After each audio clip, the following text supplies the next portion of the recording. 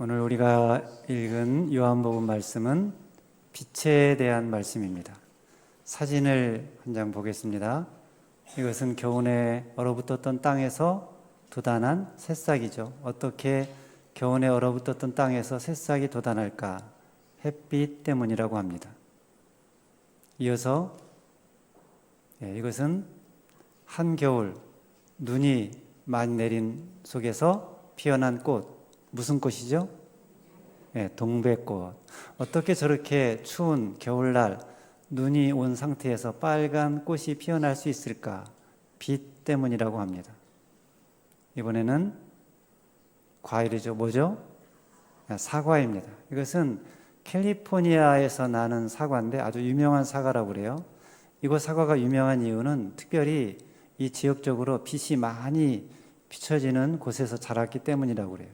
그래서 비도 많이 오지 않고 스프링클러로 물을 줘야 할 정도로 비도 적어서 어떤 벌레가 잘 생기지 않고 소독할 필요도 없어서 그냥 먹을 수 있는 과일이라서 아주 유명하다고 합니다.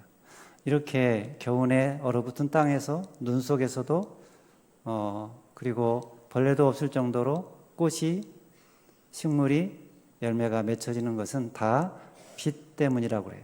자, 그렇다면 빛은 언제부터 생겨난 것일까? 빛이 없는 세상은 어떤 세상일까? 창세기 1장 2절 말씀에 보면 태초에 빛이 없을 때 이 땅이 어떤 상태였냐면 같이 읽겠습니다. 시작. 땅이 혼돈하고 공허하며 흙 안에 기품이 있고 하나님의 영은 수면 위에 운행하시니라. 여기 보면 땅이 혼돈하고 공허하다 그랬죠. 혼돈과 공허, 이것은 히브리어로 말하면 토후와 보후인데요. 그런데 토후는 형태나 틀이 없는 상태, 보후는 그 안에 어떤 내용물도 없는 상태를 가리킵니다. 태초의 우주의 상태가 땅의 상태가 그러했다는 거예요.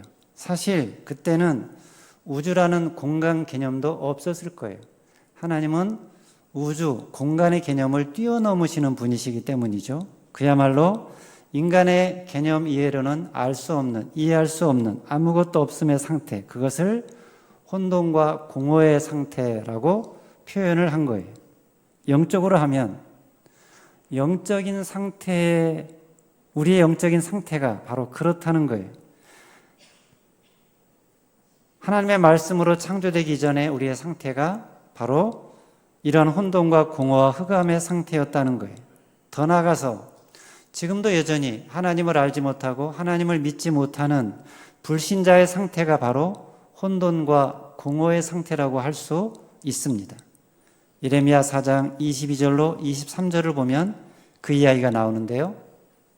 같이 읽겠습니다. 시작. 내 백성은 나를 알지 못하는 어리석은 자라, 지각이 없는 미련한 자식이라. 악을 행하기에는 지각이 있으나 선을 행하기에는 무지하다. 보라, 내가 땅을 본즉 혼돈하고 공허하며 하늘에는 빛이 없습니다. 어디 말씀과 비슷하죠? 창세기 1장 2절. 혼돈과 공허한 상태. 근데 뭐가 그런 상태라는 거예요? 사람들 가운데 하나님을 믿지 못하고 하나님을 떠나서 죄 가운데 있는 사람들의 상태를 혼돈과 공허 상태라고 표현을 한 거예요. 그러니까 혼돈과 공허와 흑암의 상태는 하나님의 영, 하나님의 호흡, 하나님의 빛을 받지 못한 상태라고 할 수 있는데, 자, 그런데 이런 상태를 향해서 하나님이 말씀을 하셨죠. 뭐라고 하셨죠? 빛이 있으라. 빛이 있으라 하셔서 빛이 있게 된 세상을 탁 보시니까 하나님 보시기에 좋았더라 그랬어요. 창세기 1장 3절 4절 말씀을 보겠습니다. 시작. 하나님이 이르시되 빛이 있으라 하시니 빛이 있었고 빛이 하나님 보시기에 좋았더라. 이게 창세기 1장의 창조 사건인데, 그런데 흑암 가운데 비춰진 하나님의 이 빛 사건, 이것을 오늘 본문에서 사도 요한은 바로 이 사건이 예수님께서, 빛이신 예수님께서 이 땅에 오신 사건이라고 해석을 합니다. 요한복음 1장 4절로 5절 다시 한번 읽겠습니다. 시작. 그 안에 생명이 있었으니 이 생명은 사람들의 빛이라.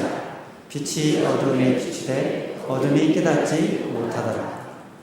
태초부터 있었던 말씀이신 하나님, 그 하나님은 생명이신데 그 생명 안에는 빛이 있었는데 그 빛이신 하나님이 이 세상에 와서 어둠 가운데 있는 사람들을 비추었다는 거예요.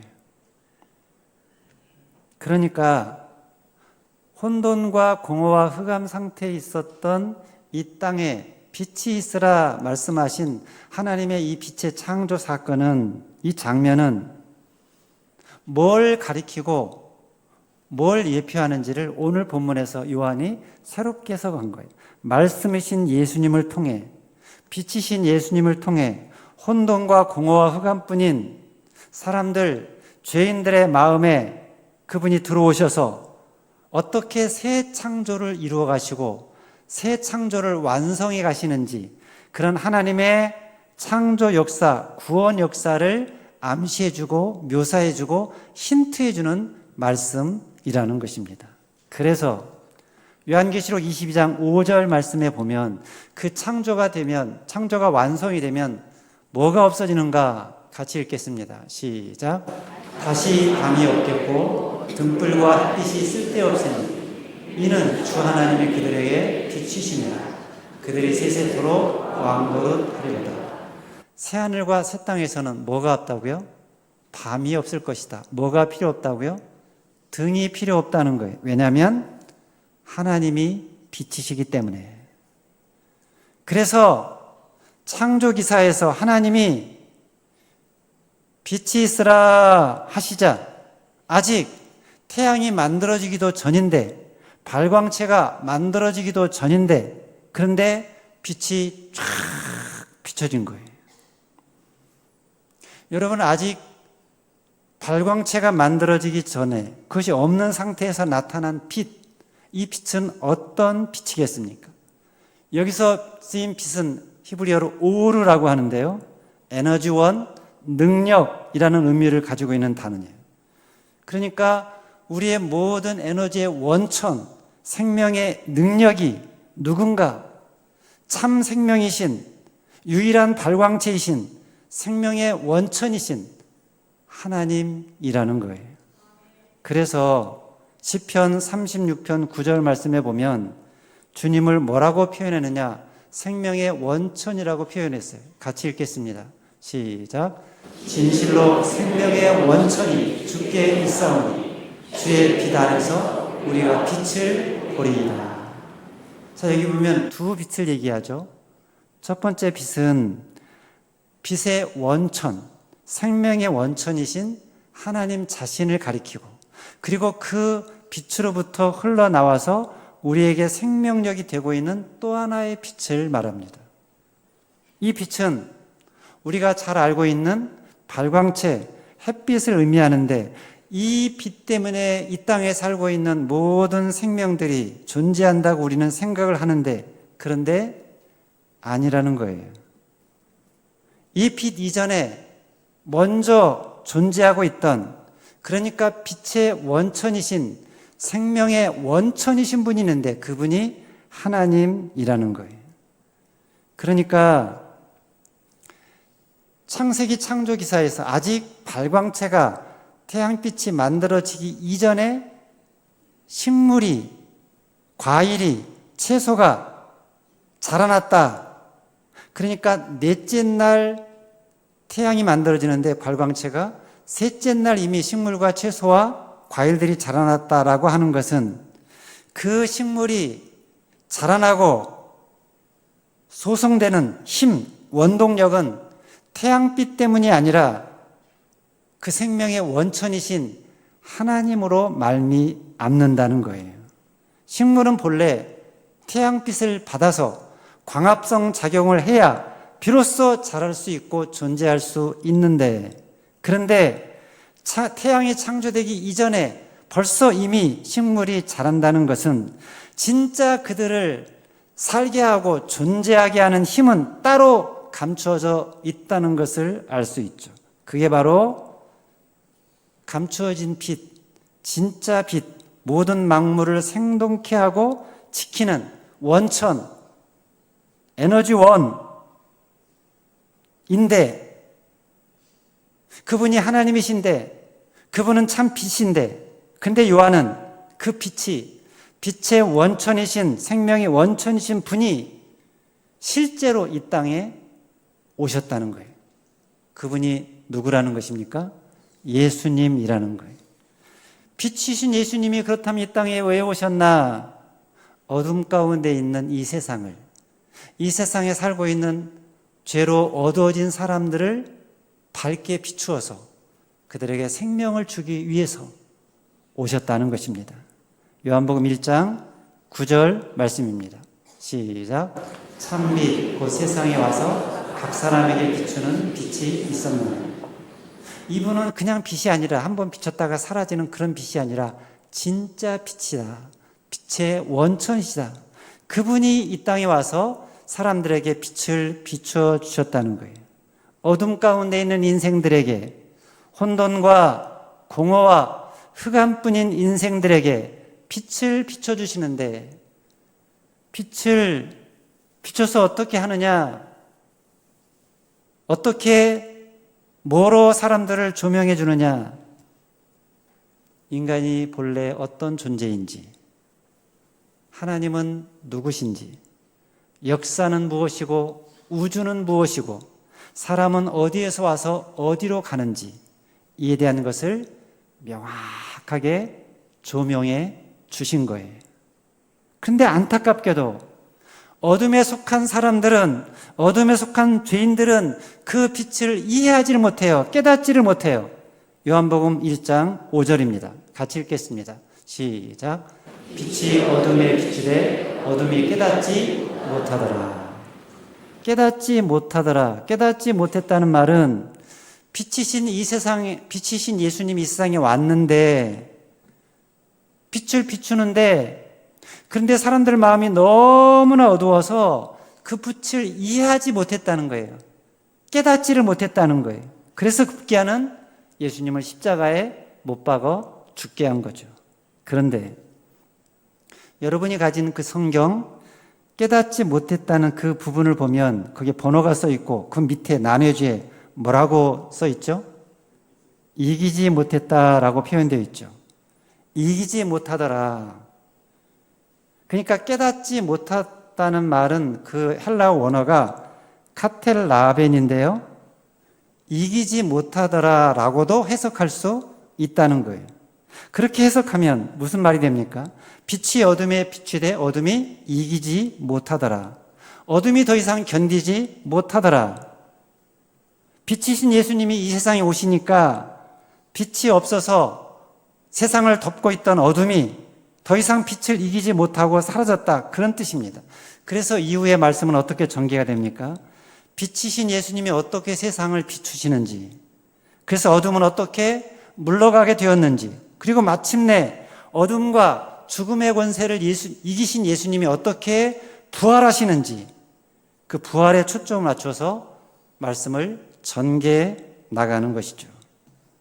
그러니까 카텔라베는 깨닫지 못하더라, 이기지 못하더라, 둘 다 해석이 가능한데, 다 의미가 통하는데, 사람들이 예수님의 빛을 깨닫지도 못하고 이기지도 못했다는 거예요. 그래서 거절했다는 것입니다. 왜냐? 왜 거절했느냐? 왜 받지를 못하느냐? 하나님을 모르는 죄인들은 영적으로 보면 영적인 맹인들이기 때문에, 여러분, 눈을 뜨고 있는 사람들에게는 빛은 증거의 대상이 아니에요. 그냥 보면 알 수 있기 때문이에요. 근데 빛이 비추어도 보지 못하는 사람들이 있다는 거예요. 그런 사람들을 가리켜서 영적인 맹인이라고 표현을 하시는데요. 마태복음 15장 14절을 보겠습니다. 같이 읽겠습니다. 시작. 그냥 두라. 그들은 맹인이 되어 맹인을 인도하는 자다. 만일 맹인이 맹인을 인도하면 둘이 다 구덩이에 빠지리라 하시니. 요한복음 9장 39절로 40절도 보겠습니다. 시작. 예수께서 이르시되 내가 심판하러 이 세상에 왔으니 보지 못하는 자들은 보게 하고 보는 자들은 맹인이 되게 하려 함이라 하시니 바리새인 중에 예수와 함께 있던 자들이 이 말씀을 듣고 이르되 우리도 맹인인가? 우리도 맹인인가? 그렇다는 거예요. 맹인이라는 거예요.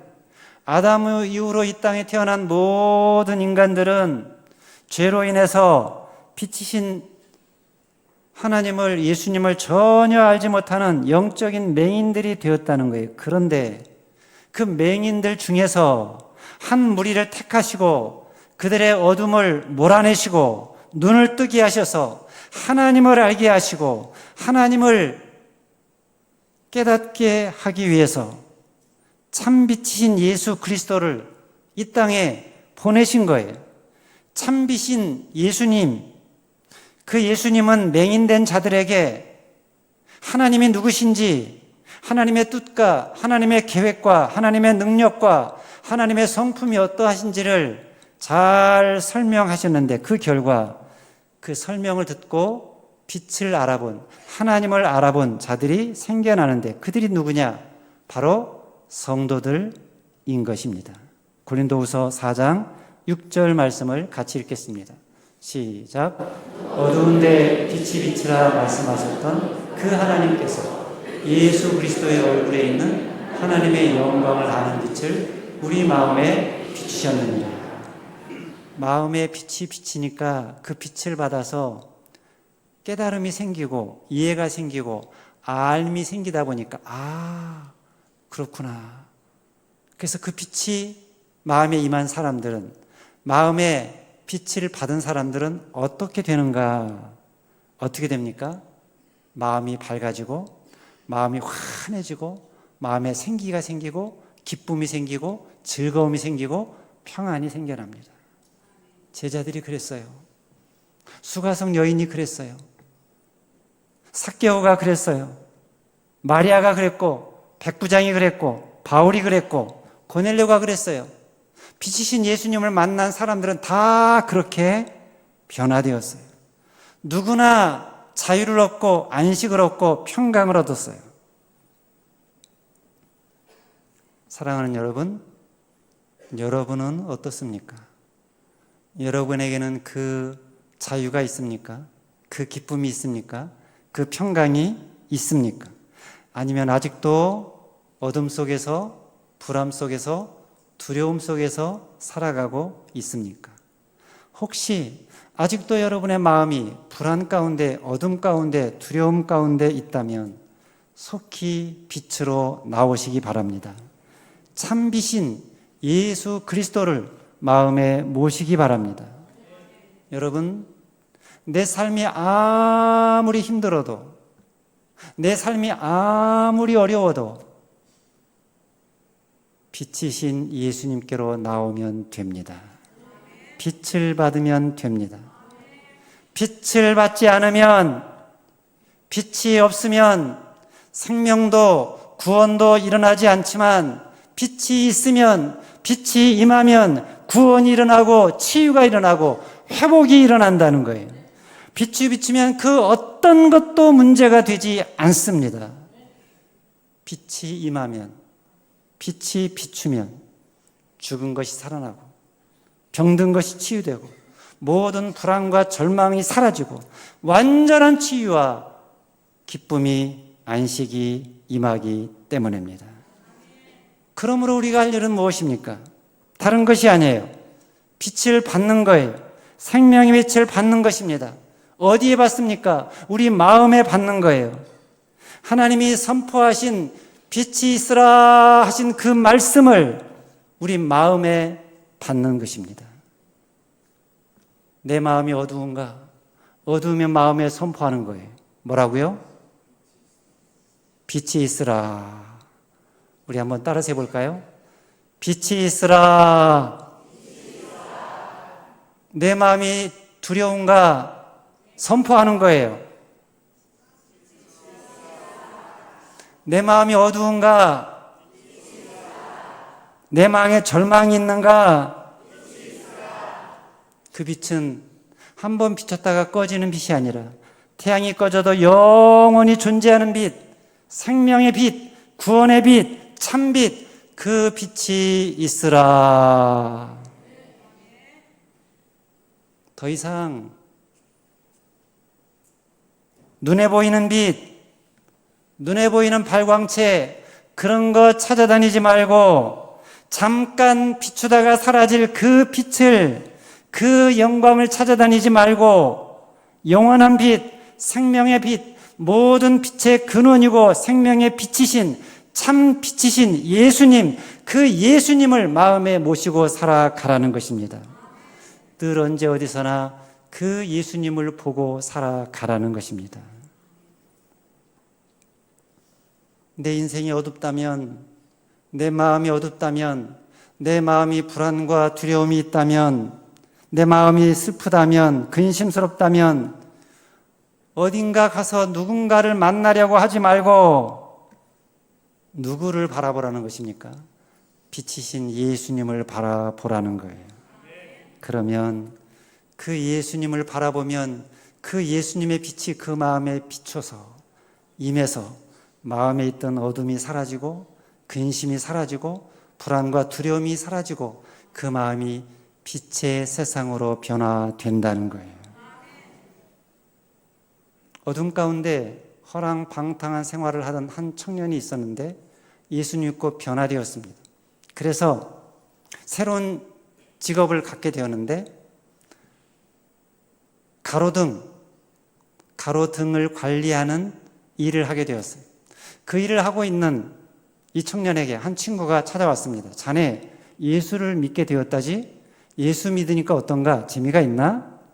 그러자 이 청년이 얘기를 합니다. 자기 간증을 해요. 매일 새벽녘에 내가 가로등을 끌 때마다 캄캄해진 뒤를 딱 돌아보는데 그것은 내 과거의 어둠같이 여겨져서 그걸 볼 때마다 마음이 답답해지지. 하지만 아직 꺼지지 않는 앞쪽에 켜져 있는 가로등의 긴 행렬을 보면서 희망을 느낀다네.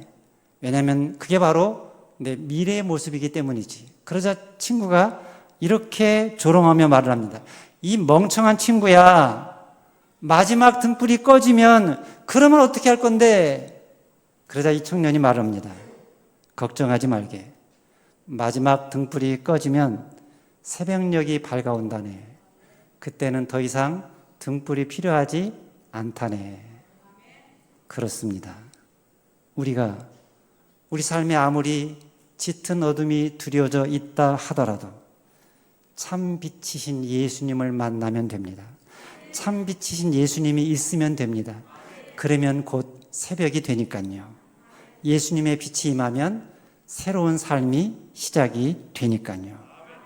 그러므로 여러분 삶에 어둠이 있다고 두려워하지 마십시오. 어두운 현실을 두려워하지 말라는 거예요. 우리에게는 빛이 있기 때문입니다. 참 빛이 임하였기 때문입니다. 한 번 비치면 영원히 꺼지지 않는 빛, 생명의 빛이 임하였기 때문입니다. 그 빛이 임하면 모든 절망은, 두려움은, 불안은 다 사라지게 된다는 거예요. 여러분, 예수님이 오셨을 때 갈릴리 지역이 그랬어요.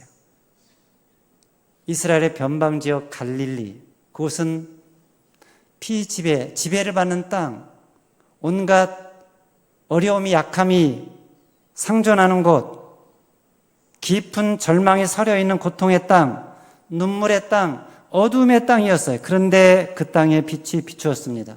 생명의 빛이 비추었습니다. 예수님이 오신 거예요.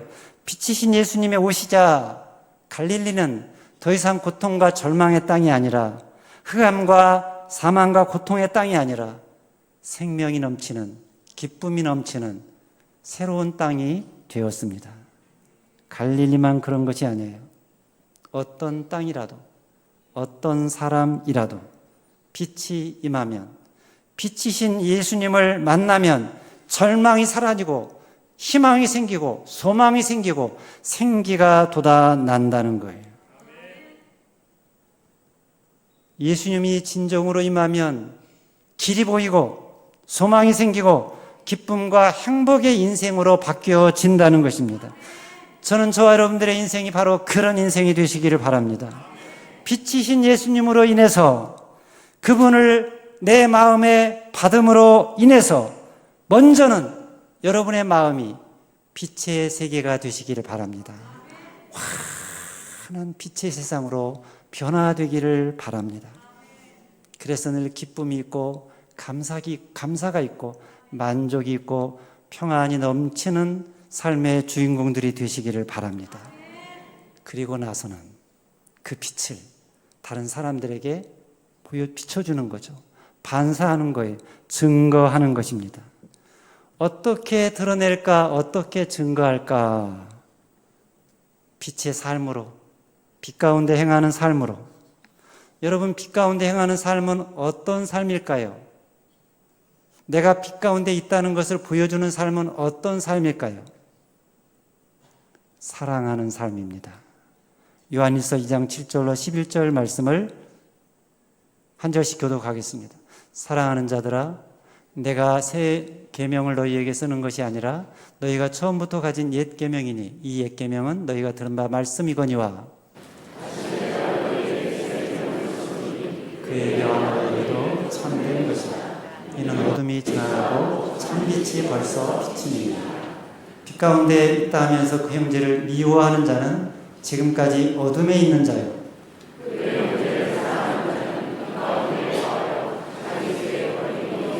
같이 읽겠습니다. 그 형제를 미워하는 자는 어둠에 있고 또 어둠에 행하며 갈 길을 알지 못한다. 이는 그 어둠이 그의 눈을 멀게 하였습니다. 사람을 미워하면 그 마음이 어두워지고 다른 사람도 마음이 닫혀지고 어두워지는데, 그런데 그 마음을 밝게 환하게 비춰주는 것이 있다는 거예요. 그 뭐라는 거예요? 사랑. 마음에 사랑이 있으면 사랑으로 말을 하고 사랑으로 바라봐주고 사랑의 행동을 하면 마음이 밝아진다는 거예요. 환해진다는 거예요. 내가 사랑 빛 가운데 있는가? 빛 가운데 있다는 증거가 뭔가? 사랑으로 행하는 것, 그게 증거라는 거예요. 자, 그렇다면 우리를 한번 돌아봅시다. 나는 어디에 있는가? 무엇 가운데 있는가? 빛 가운데 있는 자인가? 어둠 가운데 있는 자인가? 나는 늘 사람들 마음을 밝게 해주는 자인가? 아니면 어둡게 하는 자인가?